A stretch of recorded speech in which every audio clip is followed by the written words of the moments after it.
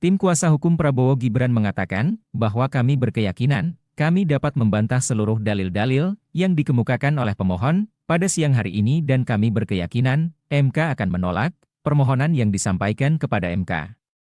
Simak terus video ini agar tidak gagal paham.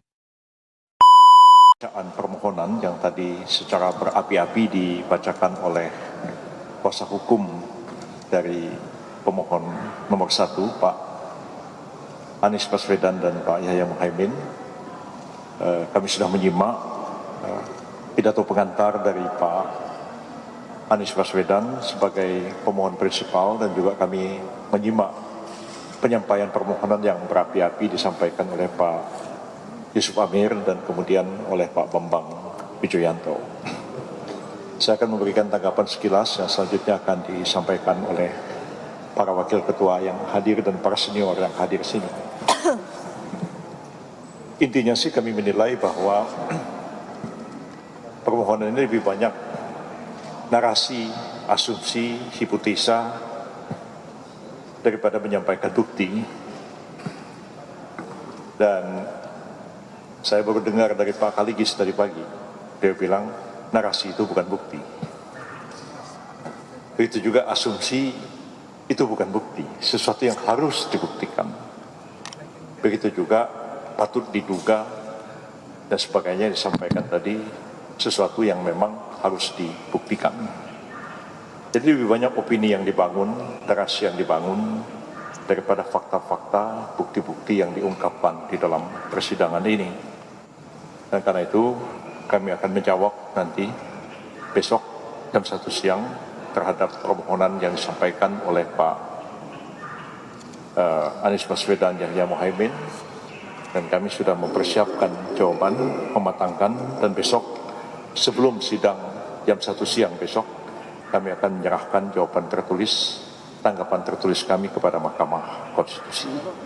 Secara umum tidak ada sesuatu yang sulit bagi kami untuk menjawab atau menanggapi permohonan itu. Oleh karena seperti yang saya katakan tadi, lebih banyak merupakan narasi, dugaan, patut diduga, dan lain-lain sebagainya, bukan sesuatu yang merupakan fakta yang harus diungkapkan dalam persidangan. Pak Oto silakan memberikan tanggapan.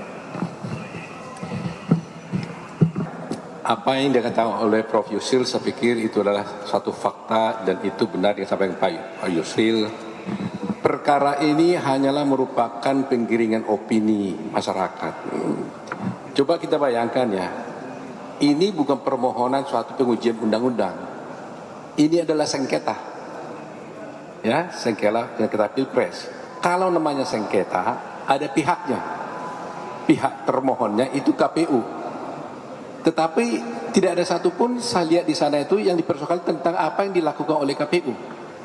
Perbuatan yang dilakukan KPU tidak ada dipersoalkan. Yang dipersoalkan justru adalah persoalan yang adalah tindakan-tindakan dari pemerintah dan presiden yang tidak merupakan pihak di dalam perkara ini. Ini kan aneh ini. Bahkan juga tidak ada dipersoalkan juga ada kesalahan dari paslon nomor 2. Jadi posisi paslon nomor 2 sangat benar. Tidak ada satupun yang dipersalahkan perbuatan dari paslon nomor 2. Justru yang dipersoalkan adalah yang dilakukan oleh pemerintah yang sebenarnya tidak ada kaitannya dengan perkara ini karena dia tidak pihak. Ya kan? Dia tidak pihak di dalam perkara ini. Jadi terlihat memang ini adalah upaya-upaya yang subjektif dari pihak pemohon untuk mendiskreditkan pemerintah, khususnya Pak Presiden dan secara pribadi juga untuk Pak Gibran Rakabuming Raka. Ini pokok daripada permohonan ini. Jadi sama sekali tidak ada kaitannya ini dengan paslon 02 dan tidak ada kaitannya dengan perkara sesungguhnya. Bayangkan pemerintah bukan pihak di dalam perkara ini, bahkan dia tidak menjadi terkait, tapi dia yang dibicarakan sehingga tidak relevan dalam perkara ini. Kita cerita antara KPU dengan pemohon, tapi ini ceritanya perbuatan orang lain. Jadi ini saya kira ini pasti tidak akan diterima oleh Mahkamah Konstitusi, ya. Jadi saya yakin betul itu, ya. Silakan Pak Ahmad. Ini dua senior-senior sudah kasih, tapi saya singkat aja.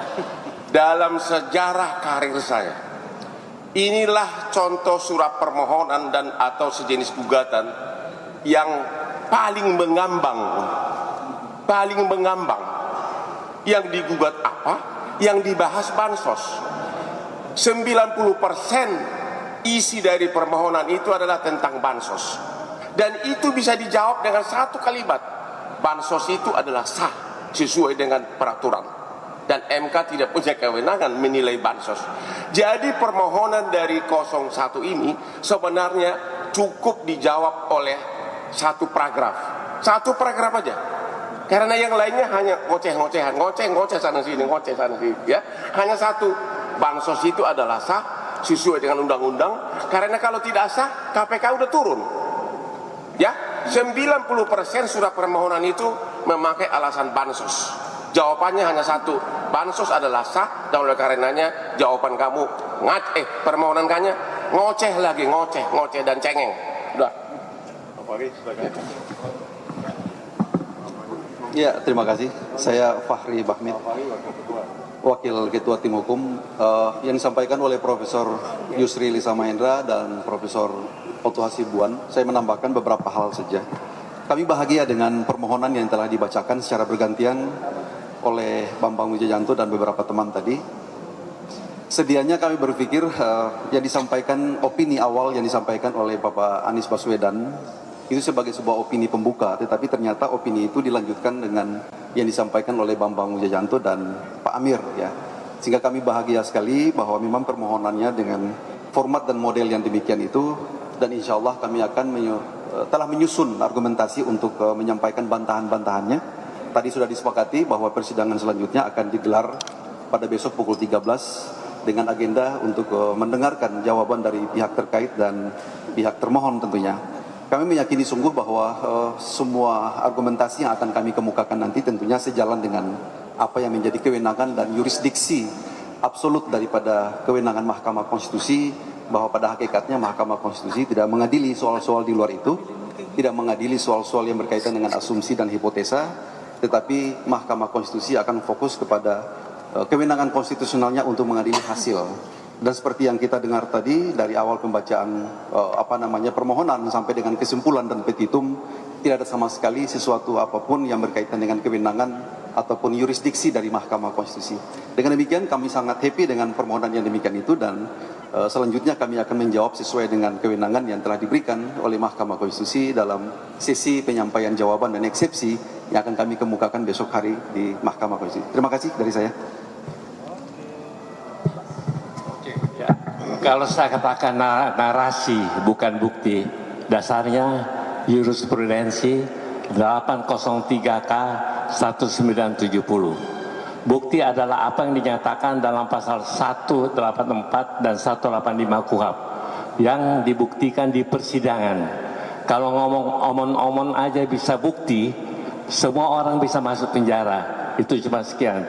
Dan saya sudah membuat penelitian, putusan-putusan dikatakanlah Pilpres dan Pilkada, itu buktinya semua putusan pengadilan, karena normanya ada dihukum kalau melanggar. Terima kasih. Baik, jadi kami sudah memberikan pendapat, ya. Pada intinya yang paling pokok pada pendapat saya adalah sidang ini adalah sidang PHPU, permohonan perselisihan hasil pemilihan umum. Jadi yang diatur di dalam peraturan Mahkamah Konstitusi itu pemohon harus mengatakan ini hasil KPU, ini nggak benar, yang benar itu ini hasil kami. Tapi itu tidak ada di dalam permohonan ini. Demikian. Terima kasih banyak.